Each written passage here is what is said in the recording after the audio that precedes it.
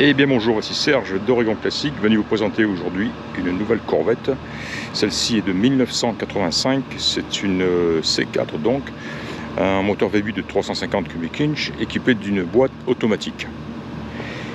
Eh bien c'est bien simple, je vous mets au défi de trouver une voiture qui présente un rapport prix-performance aussi bon que celle-ci. Le prix, vous le verrez affiché soit sur sous cette vidéo, probablement sur ma page Facebook. Il est, vous le verrez, hein, il est bas. C'est une voiture que j'ai trouvée localement chez un de mes fournisseurs. Il me l'a proposé immédiatement dès qu'il l'a reçu, parce qu'il sait que je suis à l'affût de ces petites bêtes. Elle appartenait à un vieux monsieur, pas loin de 80 ans, qui a fini par, comprendre que c'est pas facile de rentrer, de s'extirper d'une C4, hein, je pense que vous le savez, et probablement d'autant plus quand on a 80 ans. Bref, une voiture qu'il a chouchoutée, qu'il a conservée longtemps. Mais il a dernièrement installé des pneus. Je pense qu'il voulait faire un petit peu de piste avec, un peu de track, parce que c'est des pneus qui ont un dessin un petit peu particulier. Voilà, on a même l'impression qu'ils sont usés. Ils ne le sont pas, puisqu'on peut toucher on sent encore les petits picots. Je les sens au bout de mon doigt, hein, qu'on voit sur des pneus neufs, hein. Donc ce sont des pneus extrêmement récents et quasi neufs, hein, pour ne pas dire neufs, hein. Voilà, je pense que ils doivent accrocher le bitume, cela. Je me suis fait plaisir un petit peu ce matin à son volant, je l'avoue, en la ramenant chez moi sur le freeway.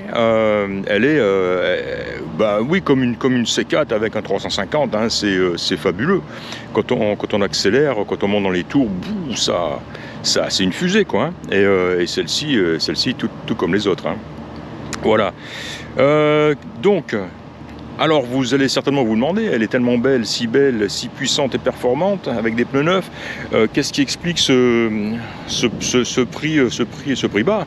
D'autant plus qu'elle a un magnifique intérieur, intérieur rouge en cuir, et il est en excellent état.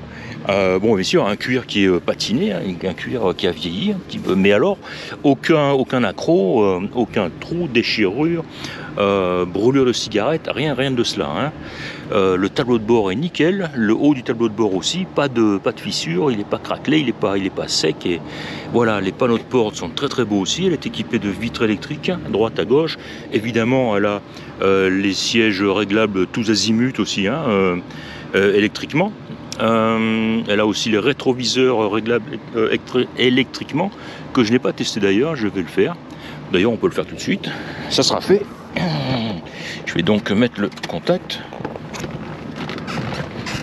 Alors vous voyez que les indications aussi sur le volant s'affichent, hein. Alors, pour être honnête, elles ne sont pas extrêmement brillantes. Je pense qu'il serait bien à court terme de remplacer les petites lumières. Ils vendent des kits de lumière exprès pour ces C4 qui sont faciles à installer. Même moi, j'ai réussi à le faire sur une C4 dans le passé. C'est pas si compliqué que ça finalement, hein, parce que voilà, une fois qu'on a enlevé les 4 vis qui tiennent le tableau de bord ici, ça en demande un petit peu plus évidemment, mais je veux dire, c'est vraiment un travail qui peut être accompli par quelqu'un avec 2 mains et une paire de tournevis, quoi. Donc ils vendent ces petites lumières, ce petit kit de lumière, et qui font une grosse différence, hein, qui font apparaître toutes ces indications électroniques là, bien claires, bien lumineuses. Voilà, l'autoradio n'est pas d'origine, hein. On voit un Pioneer ici avec un lecteur de CD. Elle est équipée de la clim. Alors la clim, j'ai l'impression qu'elle a été rétrofitée, qu'elle a été modifiée, passée au R134. Seulement c'est pas clair dans le compartiment moteur.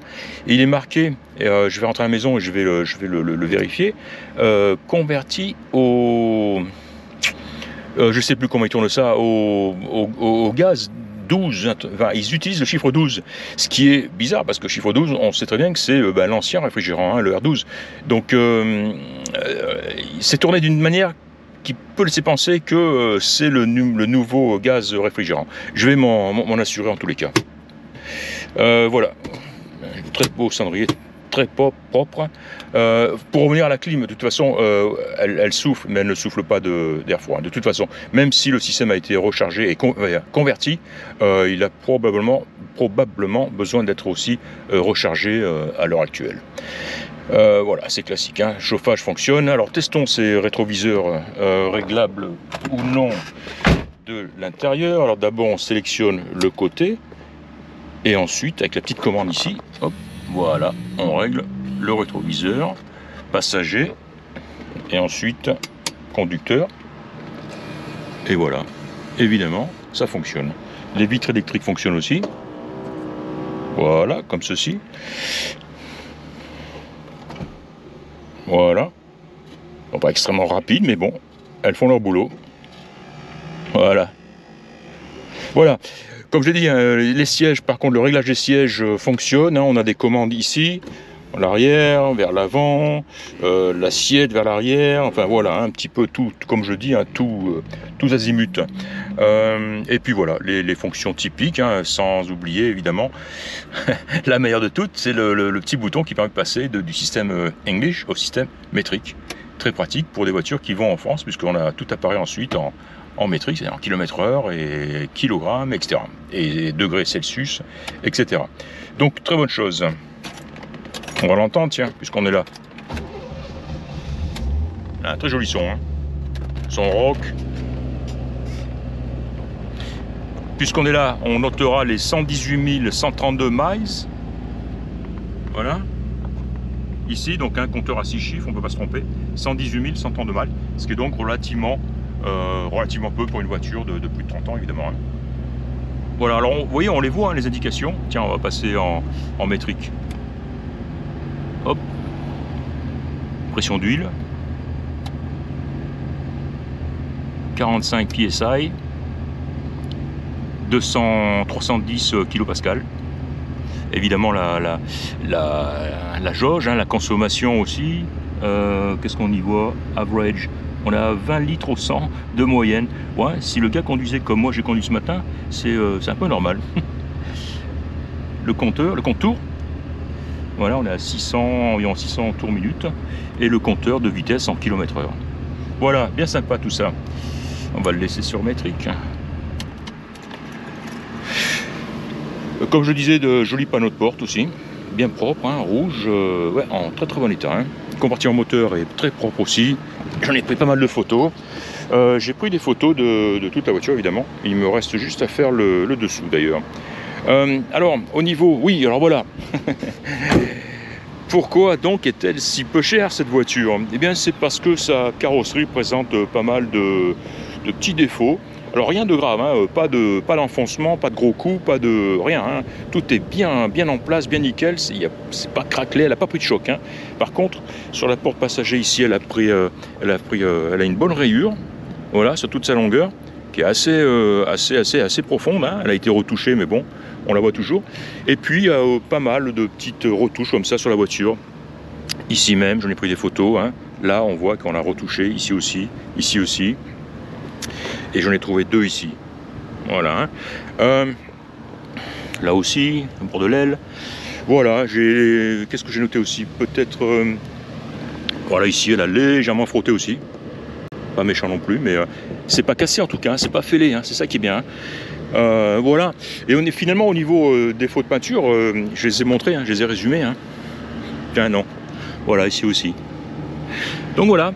Là, une peinture, alors bon, évidemment, à cette distance, hein, je suis à 3 mètres, on voit plus rien, surtout avec une peinture blanche sous le soleil, elle est nickel, elle est fantastique, mais voilà, il faut le savoir, donc elle a ses petits défauts de peinture.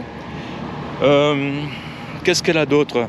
Elle a un réservoir, elle a un pare-brise fissuré, et j'ai noté d'ailleurs que la fissure s'est prolongée de là à là, mais je vais faire remplacer le pare-brise avant qu'elle ne parte. Elle a aussi comme défaut, c'est classique sur CC4, hein, les joints de vitres extérieurs qui sont complètement, on le voit, hein, secs et craquelés et ils sont partis en brioche. Alors ce que j'ai fait, j'ai commandé un jeu de joints des deux côtés. J'ai même pris les joints intérieurs. Finalement, j'avais pas la voiture sous la main quand je l'ai fait, mais j'aurais pas dû prendre ceux d'intérieur parce que ceux d'intérieur ils sont vraiment nickel. Ils sont souples, il y a la petite feutrine à l'intérieur. Ils sont beaux comme tout. J'aurais pu simplement commander une paire de joints extérieurs. Bon, c'est trop tard maintenant. En tout cas, ils partent avec la voiture. On les aura. Voilà. Sinon, le reste est pas trop mal finalement, hein, parce que ces joints ont tendance à se bouffer rapidement sur les corvettes. Et voilà, par exemple, celui-ci est bien en place. Il est bien souple, il n'est pas craquant. Donc c'est très bien. Celui-là est pas très joli aussi. Voilà, celui-là se remplace aussi. Non, enfin, je crois que c'est qu'un joint, ça. Je sais plus. Est-ce que c'est un joint ou deux joints? C'est peut-être un... Non, il est séparé, celui-là. Ouais. Donc celui-ci serait peut-être à remplacer éventuellement. Voilà. Ouais, qu'est-ce qu'elle a d'autre? L'autoradio fonctionne, je l'ai testé ce matin aussi. Donc équipé de jolies jantes et ces magnifiques boudins, ces magnifiques pneus. J'ai pris des photos, hein, des petits défauts ici et là, mais non, c'est tout. Les zones généralement, comment dire, qui sont prônes à recevoir des coups, hein, c'est les boucliers avant et arrière, et ils sont enfin les boucliers, ce qui fait office de pare-choc, et ils sont en très bon état. Tiens, je vais vous montrer la vitre arrière, évidemment, hein, on le sait, l'espèce de haillon s'ouvre et monte. Vous allez voir avec quelle efficacité. Le bouton se trouve dans la boîte à gants, petit bouton jaune ici. Je vais appuyer dessus et vous allez voir, boum, ouvert. C'est bien, hein, ça veut dire que c'est bien en place, ça fonctionne bien.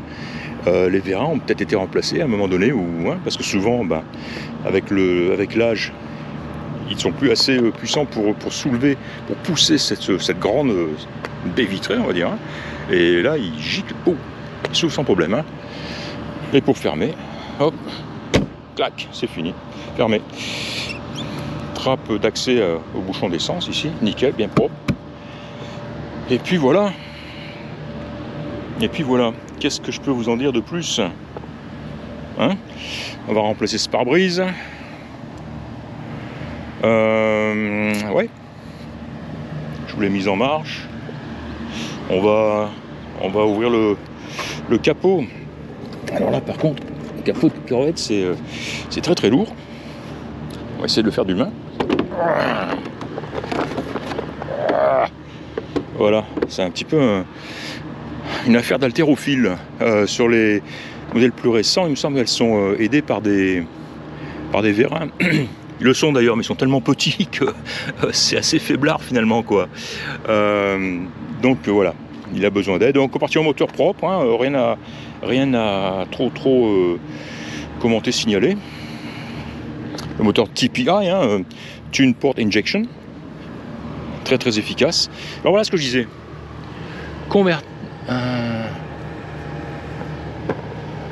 J'arrive pas à voir le premier mot. Converti au Freeze 12. Freeze 12. Alors ça, je sais pas. Hein, je connaissais le R12 qui est l'ancien gaz, mais on ne convertit pas un système de clim au R12. On le convertit du R12 vers le R134. J'arrive pas à lire ce qu'il y a en dessous ici. Product. Je sais pas. Je vais voir exactement ce qu'ils entendent par Freeze 12. Est-ce que le Freeze 12 ne serait pas ce qu'on appelle maintenant le R134? À voir. Hein, voilà. Sinon, ouais, c'est propre, c'est beau, c'est sain. Pas de rouille évidemment. Évidemment. Pas de rouille sur tout ce qui est éléments de train. Pas de rouille sur la carrosserie. Bon, oui, évidemment. C'est tout. Elle est belle. Elle marche bien. Et comme je le disais en début de vidéo, encore une fois, je vous mets au défi de trouver une voiture, n'importe laquelle, française, américaine, allemande, capable de vous offrir ce niveau de performance, d'accélération à un tel prix. C'est impossible. Et je le dis toujours, c'est pour ça que j'aime la C4, parce que voilà, elle offre ses performances et elle est toujours à un prix très raisonnable. Très raisonnable. Ça va pas durer indéfiniment, hein, quand plus les gens vont se mettre ça dans la tête et plus les prix vont flamber, hein, ça c'est clair. Hein. Voilà, donc celle-ci est disponible, c'est un modèle 85. Je vais aussi présenter très prochainement une magnifique 91 en boîte 6. J'ai déjà montré sur ma page Facebook, vous l'aurez certainement vu déjà. Très prometteuse aussi, hein. Plus cher, mais comment dire, bah, mieux fini, avec une très belle carrosserie, quoi, hein. Voilà. C'était donc Serge, j'espère que vous aurez apprécié cette vidéo, cette inspection. Et je vous dis eh bien, à très bientôt pour la prochaine. Ciao!